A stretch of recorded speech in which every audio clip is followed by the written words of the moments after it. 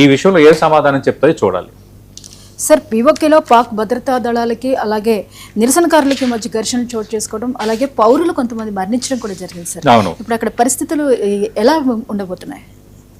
అసలు పీఓకే సమస్య ఇప్పుడు అంతర్జాతీయం అయిపోయింది. ఎందుకంటే మనం ఈ ఎనాలిసిస్ చేయడానికి ముందు పీఓకేలో కమ్యూనికేషన్ నిలిపివేత, అరెస్టులు, ఉద్రిక్తత పెరుగుతున్నాయన్న నివేదికలపై ఆందోళన వ్యక్తం చేస్తూ 50 మందికి పైగా బ్రిటిష్ పార్లమెంట్ సభ్యులు యూకే విదేశాంగ కార్యదర్శి కెవెట్ కూపర్కు ఒక లేఖ రాశారు. అంటే పరిస్థితి అంత ఘోరంగా అక్కడ పీఓకేలో ఉంది. ఇక్కడ ఎంత ఘోరంగా ఉంటుందంటే అండి, పాకిస్తాను అనే ఒక దేశం, సరే ప్రజాస్వామ్యం పక్కన పెట్టండి కానీ వాళ్ళ క్రూరత్వం, వాళ్ళ ఆలోచనలు ఏ స్థాయిలో ఉంటాయి. ఇప్పుడు పీఓకేలో జరుగుతున్న పరిణామాలే ఎగ్జాంపుల్. ఎంత కామెడీగా ఉంది అసలు. పీఓకేలో ఈ ఇన్సిడెంట్ ఎందుకు వచ్చింది అన్నది ముందు మనం ప్రేక్షకులకు తెలియజేద్దాం. పీఓకేకి సంబంధించి పాకిస్తాన్ ఆక్యుపైడ్ కాశ్మీర్లో 45 స్థానాలకు ప్రత్యక్ష ఎన్నికలు జరుగుతున్నాయి ఈసారి. అయితే ఇక్కడ ఒక నిబంధన ఉంది. ఏంటి అది నిబంధన? ఈ మొత్తం స్థానాలు అంటే 45 స్థానాల్లో 12 సీట్లు, 12 సీట్స్ని 1947 దేశ విభజన సమయంలో పాకిస్తాన్లో వివిధ ప్రాంతాలకు వలస వెళ్ళి అక్కడ స్థిరపడిన కశ్మీరీ శరణార్థుల కోసం కేటాయించారు. అంటే ఎవరైతే కాశ్మీర్ నుంచి వెళ్ళిపోయి ఇంకా పాకిస్తాన్లో మేము ఉందాము అనుకున్న ఎవరైతే వెళ్ళిపోయారో వాళ్ళకు శరణార్థులుగా, ఇప్పటికీ వాళ్ళు కాశ్మీర్ శరణార్థులుగా వాళ్ళు గుర్తిస్తారు, వాళ్ళకి అవి కేటాయించారు. అయితే ఈ శరణార్థులు కేవలం పాక్ ఆక్యుపైడ్ కాశ్మీర్ పీఓకేలో ఉంటే ఓకే, వాళ్ళు పీఓకేలో ఉండి పీఓకేలో ఒక 12 మంది సభ్యుల్ని వాళ్ళు ఎన్నిక చేసుకుంటే అదే ఒక సబబుగా ఉంటుంది. కానీ ఇక్కడ ఏం జరుగుతుందంటే, ఈ శరణార్థులు ఎవరైతే ఉన్నారో 1947 దేశ విభజన సమయంలో వెళ్ళిపోయిన కశ్మీరీ శరణార్థులు పీఓకేలో కంటే ఎక్కువ మంది కరాచీలో కొందరు ఉన్నారు, తర్వాత ఇస్లామాబాద్లో కొందరు ఉన్నారు, రావల్పిండిలో కొందరు ఉన్నారు, లాహోర్ లాంటి నగరాల్లో ఉన్నారు. అక్కడ ఉన్న వాళ్ళు ఈ పీఓకేలో 12 మంది ఎన్నుకోవాలంట. వాళ్ళు అక్కడ ఓటు హక్కు కల్పిస్తారు వాళ్ళకి. మీరు లాహోర్ పీఓకేలో ఒక ఎమ్మెల్యేని గెలిపించడానికి మీరు ఉండేది రావల్పిండిలోనో, లాహోర్లోనో, కరాచీలోనో, మీరు ఇక్కడ ఓటు హక్కు వినియోగించుకుంటారు. అది ఎంతవరకు కరెక్ట్ అవుతుంది? ఇప్పుడు మీరున్నారు, మీ ఓటు ఎక్కడుంది? నా లోకల్ ప్లేస్లో ఉంటుంది. ఎక్కడ? మీరు మీ నియోజకవర్గం ఏంటి? మెదక్.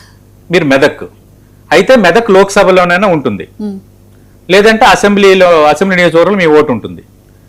మీరు రాజస్థాన్ జైపూర్లో ఎవరో కొందరు తెలంగాణ ఓటర్లు ఉన్నారు, అక్కడ తెలంగాణ వాళ్ళకి ప్రాతినిధ్యం ఉంది, మీరు ఇక్కడ నుంచి ఓటేసి ఎంపిక చేసుకోండి అంటే మీ ఓటుకు అర్థం ఉంటుందా? మీరు వేసే ఓటు, మీరు ఎవరైతే ఓటు వేసారో ఆ అభ్యర్థిని మీకు తెర ముందు ఇక్కడ ఉండాలి కదా పోటీలో. మీకు ఇప్పుడు అర్థమైంది కదా. ఇప్పుడు అదే పరిస్థితి వాళ్ళు ఎదుర్కొంటున్నారు. ఈ కశ్మీరీ శరణార్థులు రావల్పిండి, కరాచీ, లాహోర్, ఎక్కడెక్కడ ఏ ప్రాంతాల్లో అయితే ఉన్నారో వాళ్ళందరూ పీఓకేలో ఉన్న ఆ 12 మందిని స్థానాలు కేటాయిస్తున్నారు కాబట్టి వాళ్ళకి గెలిపించుకోవడానికి వీళ్ళు ఓటుకు వినియోగించుకున్న పరిస్థితి వచ్చిందంటే దాని మీద ఇప్పుడు ఇష్యూ పెద్దదైపోయి అక్కడ joint Awami action committee Jack అనేది ఈ వివక్షకు వ్యతిరేకంగా ఒక డిమాండ్ను తెర ముందుకు తెచ్చింది.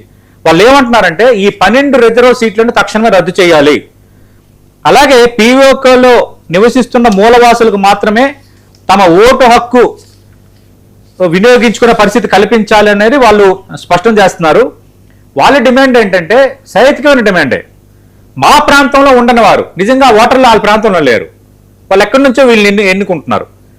మా కష్టాలు తెలియని వారు, ఇప్పుడు కరాచీ, మీరు ఇక్కడ ఉన్నారండి, మీరు రాజస్థాన్ జైపూర్లో అక్కడ ప్రజల కష్టాలు మీకు తెలుసా? మీరు తెలియకుండా అక్కడ మీరు ఎలా ఓటు హక్కు వినియోగించుకుంటారు? మా వాళ్ళు తెలియని వారు మా పాలకులను ఎలా నిర్ణయిస్తారు, మా హక్కులను ఆ పాలకులకు తాకట్టు పెట్టనివ్వు అనేది నిరసనకాలు ప్రధానంగా తెర ముందుకు తెచ్చింది. దీనికి నిరసనగా చేస్తే దాదాపు ఇప్పటి వరకు ఒక 30 మందిని అక్కడ పాకిస్తాన్ సైన్యం కాల్పుల్లో చనిపోయిన వాతావరణం అక్కడ క్రియేట్ అవుతుంది. అక్కడ పాక్ సైన్యాధిపతి ఆసిఫ్ మున్నూర్కి వ్యతిరేకంగా విపరీతంగా నిరసనలు మిన్నట్టుతున్నాయి. మేము మళ్ళీ భారత్కి వెళ్ళిపోతాము, భారత్లోకి వెళ్ళిపోయాలన్నంత డిమాండ్ అక్కడ ఫ్లేరప్ అవుతుంది. అంటే వాతావరణం ఎంత, పరిస్థితి ఏ విధంగా ఉందో మనకి అక్కడ అర్థమవుతోంది. అంటే అక్కడ ఒకటి వెనక్కి తగ్గడం లేదు, రెండోది కాల్పులకు పాల్పడుతున్నారు. మాకు వద్దురా బాబు, మరో ఈ రూల్స్ మార్చండి, ఇక్కడున్న వాళ్ళు మేము పాలకులుగా మేము ఎంపిక చేసుకుంటామంటే కుదరదు అని చెప్తున్నారు. అప్పుడు ఏమవుతుంది? ఆటోమేటిక్గా ఒక ఉద్యమం అనేది స్టార్ట్ అవుద్ది. ఆ ఉద్యమం నేపథ్యంలో జరుగుతున్న అల్లర్లు, దానికి ఏం చేస్తున్నారంటే పాకిస్తాన్ ఎంత నక్క జిత్తులు మరి అంటారు కదా, జిత్తులు మరి నక్క అంటారు కదా, ఎలాంటిదే అంటే భారత్ ఉంది, భారత్ ప్రొవోక్ చేస్తుంది పీఓకేలో కొందరిని, అల్లర్లు సృష్టించాలనుకుంటుంది, మా దేశంలో వ్యవస్థల్ని ఇబ్బంది పెట్టాలనుకుంటుందన్న ఒక పిచ్చి వీడియోలు, పిచ్చి ఆలోచనలని ప్రపంచం మీదకి వదులుతుంది, ప్రొవోక్ చేస్తుంది. దానిపైన భారత్ కూడా రెస్పాండ్ అయింది. భారత్కి సంబంధించి మన విదేశాంగ అధికార ప్రతినిధి రణధీర్ జైస్వాల్ చేసిన ప్రకటన కూడా నేను మీకు చదివి వినిపిస్తాను. నిరసనలకు సంబంధించి పాకిస్తాన్ నుంచి నకిలీ వార్తలు, వీడియోల పరంపర కొనసాగుతోంది. తమ వైఫల్యాలను కప్పిపుచ్చుకోవడానికి, మానవ హక్కుల ఉల్లంఘన నుంచి ప్రజల దృష్టిని మళ్లించడానికి పాక్ చేస్తున్న ఒక నిస్సహాయ ప్రయత్నం, భారత్పై ఆరోపణలు చేయటం అన్న అంశాన్ని భారత్ కూడా ఖండించింది. ఇది ఎక్కువగానే అవుతోంది, అంతర్జాతీయ సమాజం కూడా రెస్పాండ్ అవుతుంది. కాబట్టి ఖచ్చితంగా ఇది పాకిస్తాన్కి చెడ్డ పేరు తెచ్చే అంశమే. Okay sir. ఇక పాక్ ఆఫ్ఘనిస్తాన్ మీద అటాక్ చేసింది, ఫలితంగా 19 మంది మృతి చెందారు.